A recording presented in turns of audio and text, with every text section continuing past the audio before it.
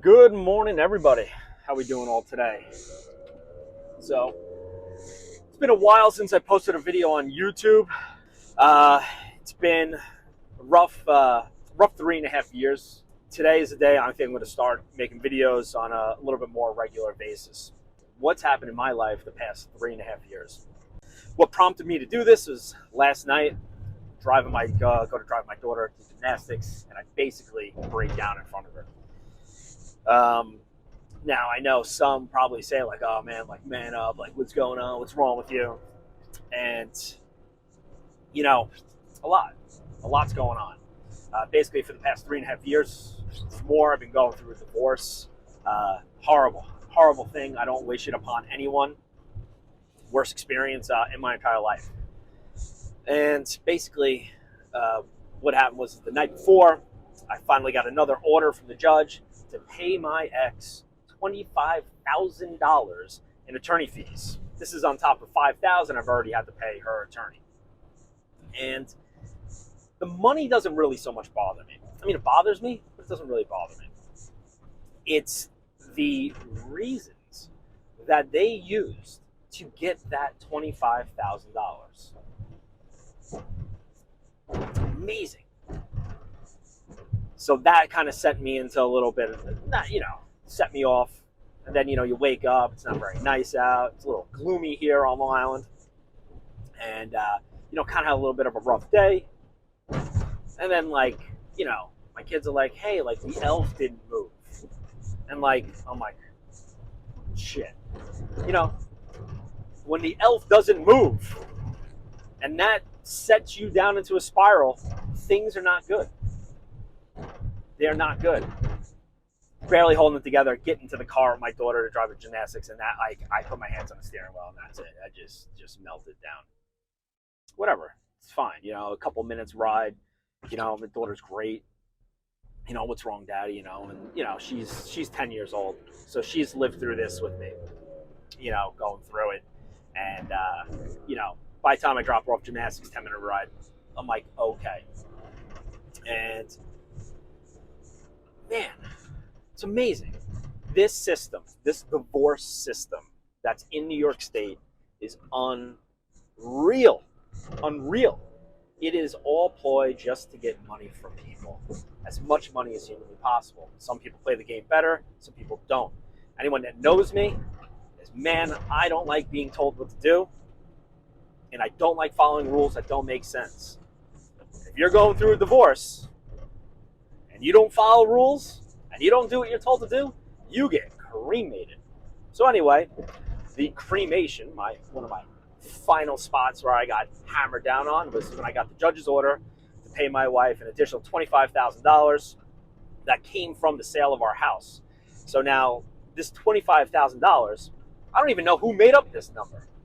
Basically, when we were signing the stipulation, which I'll do a whole video on that, another joke of a document, complete joke of a document that I had no say in whatsoever. And if anyone tells you that I had a say in it, or anyone says you have a say in it, you are you are lost your mind. So anyway, this number during the time of the signing of the stipulation, which was completely rushed and fabricated all on purpose, is $25,000.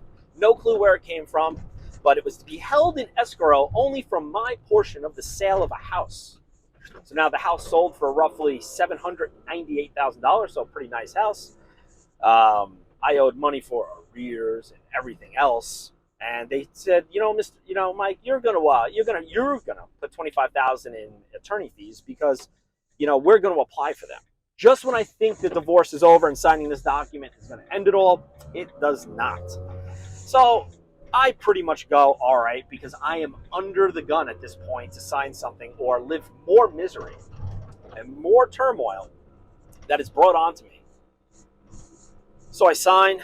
I said to my lawyer, I go, like, $25,000, man, that's kind of a lot. What's the deal with this? He goes, it's baseless. He goes, it's baseless. But you make it a little bit. And I'm like, all right. I go, why don't we apply for some attorney fees? I mean, I've been through a lot. I've had to pay for things that no one else in this scenario has had to pay for. He goes, you're not going to get it. You had contempt motions against you, yada, yada, yada. I go, but I didn't file these motions. They were filed against me. And I go, it doesn't make any sense. I go, but whatever. So we sell the house. I get my portion. She gets her portion. And this $25,000 sitting there. And I go, ugh. The real estate attorney's like, I'm going to put this into the courts or deposit this with the state. And I go, oh, that's a great idea. Let's deposit money with the state because that's going to come back to me. Well, it never came back. So the judge's order comes back. And they cite a number of things and all these court cases, right? And I'll post the court cases that they use because I guess, why not? And I don't, I'm an idiot. I don't know what's going on. So I'm like, all right. So I'm like reading through. So initially, my wife had filed for $95,000. $95,000. Basically, wanted me to pay for her divorce. The divorce that she wanted. I didn't want the divorce. This lunatic asked for $95,000.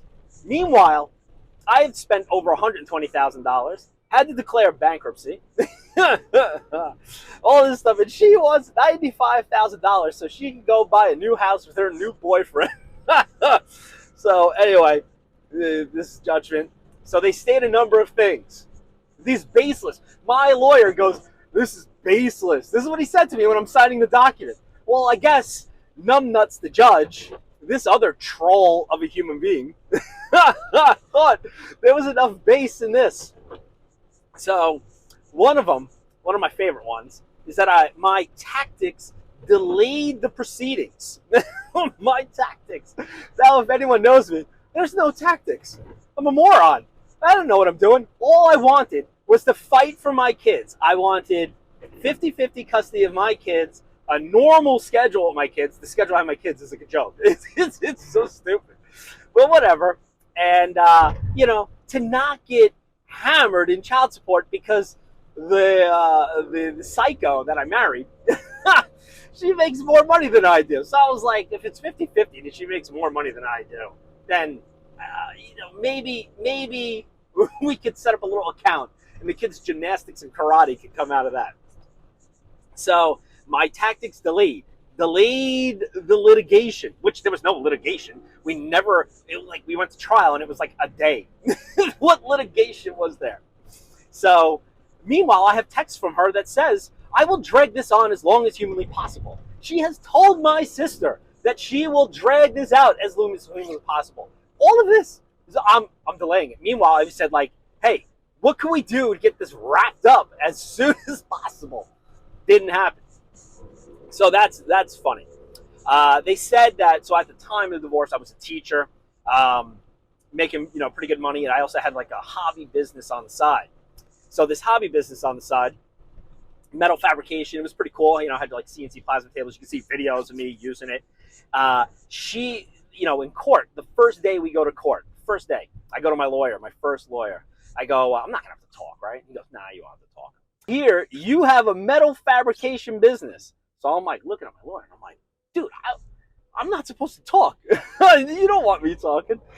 And she goes, how much money does this make? So I was like, I don't know. I looked at my sales. My sales were like, I don't know, let's say $50,000, whatever it was.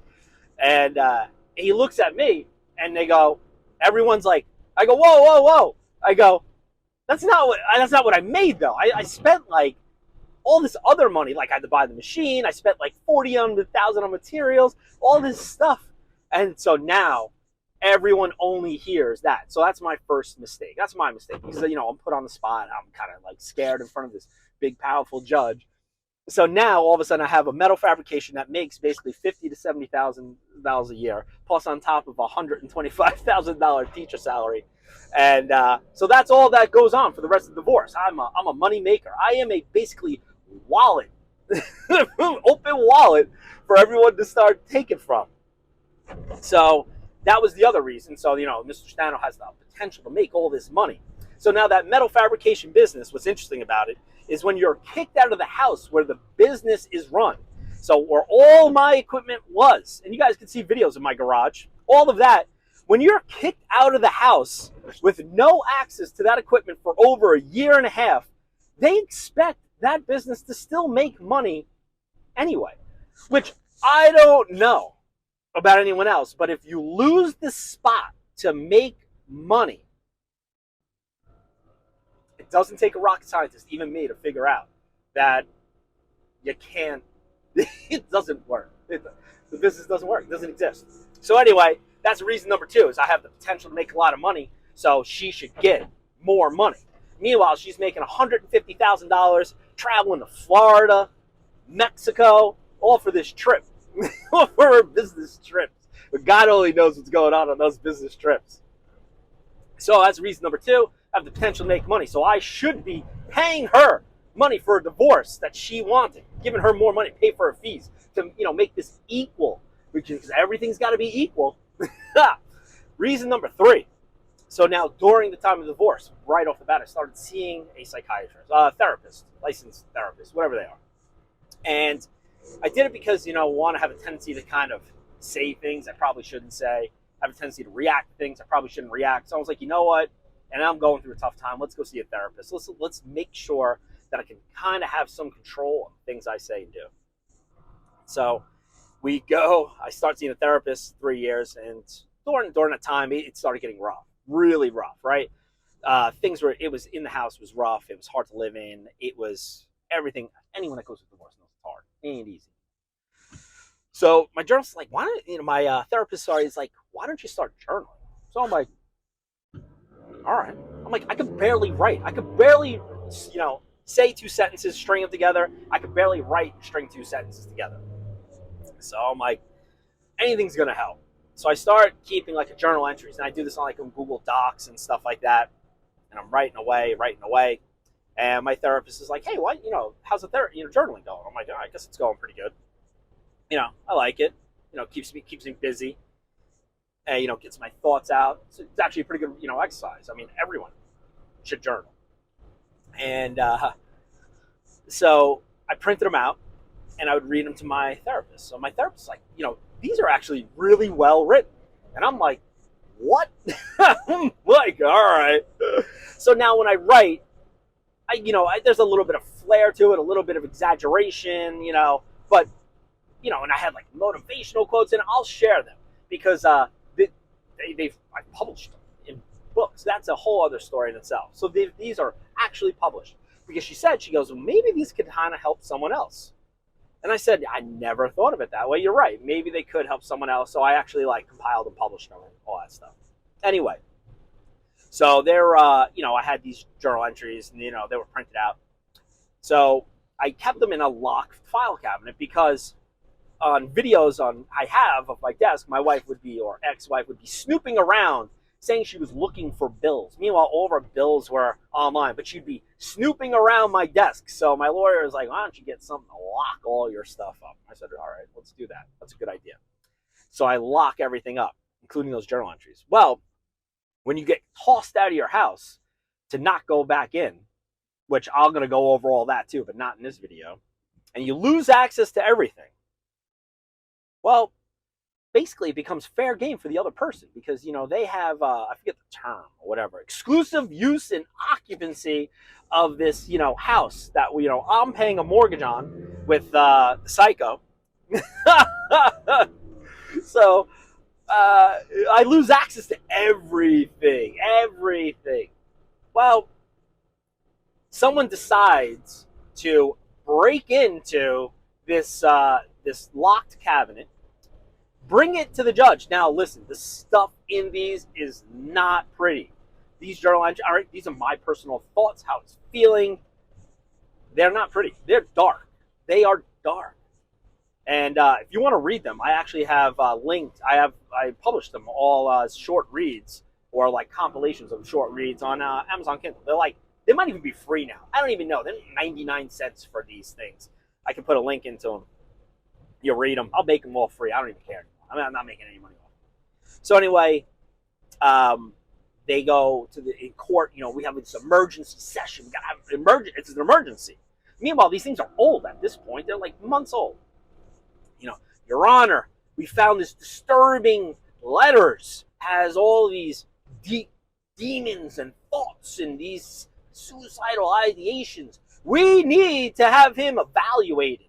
And I'm like, I look at my lawyer. I'm like, really? I'm the one getting evaluated right now because I'm having a normal response to an extremely horrible event in my life. I need to get. Oh, and to boot, we're putting him on supervised visits because we're afraid he's gonna do something around the kids. Now, my kids are like basically the only thing that's holding me together. So now I gotta have supervised visits. Can't be my parents because we don't trust them. So it's my sister, which basically is the same thing, whatever, because the courts and everyone and the attorney for the kids think this is all a great idea. Meanwhile, the attorney for kids goes, listen, you just need to get this evaluation. You need to pay $3,000 for an evaluation because, we all know this is all bullshit. But we all know it's bullshit. Why are we doing it? So I go, no. But they're like, all right, we're going to have a hearing. So now we're going to have like a congressional hearing on my mental health with my therapist. So now my therapist has to come in, disclose all of my session notes. This is great. So basically everything in private now my ex has access to. Oh, we're driving through one of my lawyer's offices now. And he's got his like fancy Mercedes. Fucking guy. Maybe it's a Porsche now. He's got a Porsche. Fucking Cayenne. Fucking guy. Anyway, so we have this hearing and my therapist is like, I don't think this is right. We do this. I go, no, but whatever. She goes in and she's got to talk. And they, at the end of this 3-day hearing, 3 days, it's like I got like the secret launch codes. It's like on WikiLeaks. I'm like on WikiLeaks. Anyway, they find that my therapist, whatever she said to say that I am fit as a human being, they don't like what she had to say. And meanwhile, in the little back room, I hear them laughing. My lawyer comes out. She goes, yeah, they think you're sleeping with your therapist. I'm like, oh, great.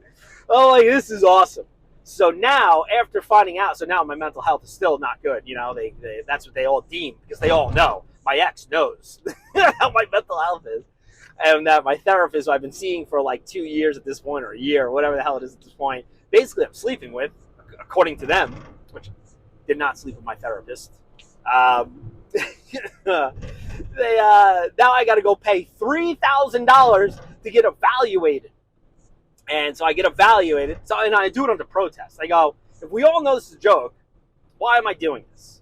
But they're like, if you want to see your kids without supervision, you need to get this $3,000 evaluation. So I go, all right, fine. I finally do it after like holding out as long as possible. I paid $3,000 for this.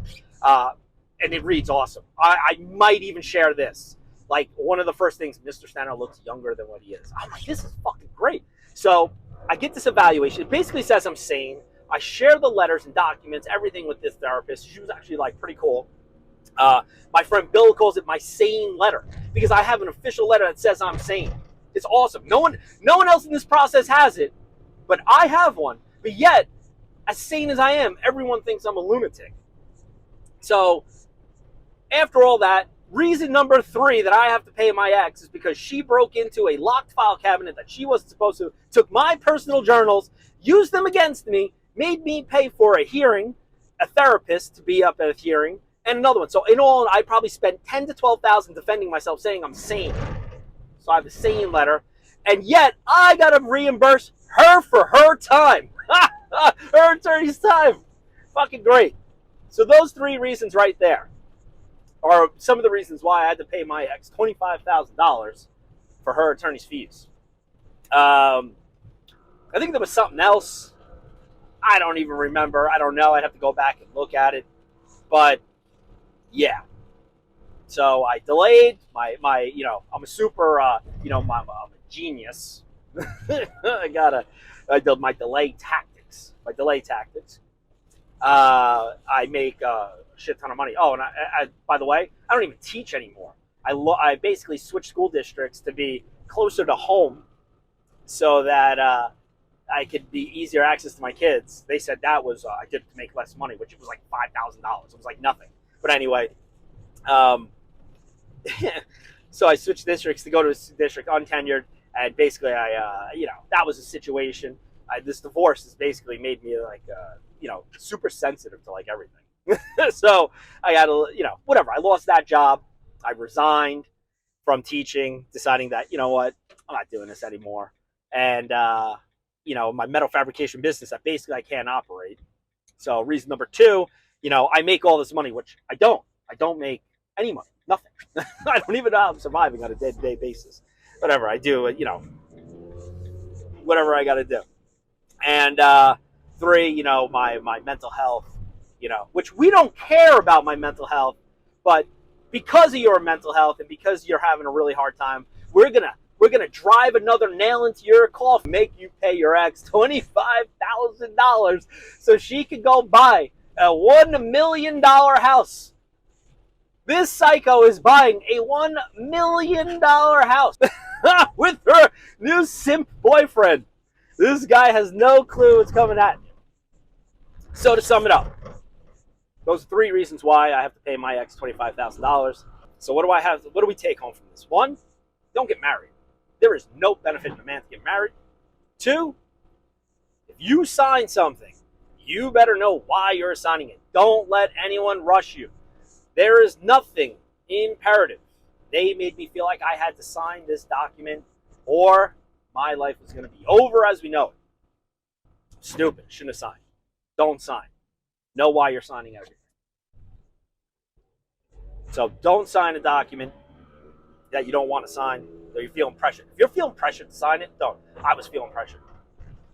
And if you're going through a divorce, God help you. If you're a guy going through a divorce, God help you. It could all be orchestrated, planned. You could be hammered on, and they expect you to take it all. So there you have it. That's life. That's life. That's why I have to pay $25,000 to a person who absolutely does not deserve it. 100%. I can say that without even blinking. Not even blinking, am I? And that's it. So if you'd like to know more about the divorce process, on basically where the hell my 3.5 years went, let me know. Comment. If you think I'm a moron for posting this, tell me. It's fine. I don't even care. We all know that. And anything else you want to know, let me know. Subscribe and like. That's it, everyone. Have a great day. Learn from my mistakes. Learn from me. And that's it. Have a great day, everyone.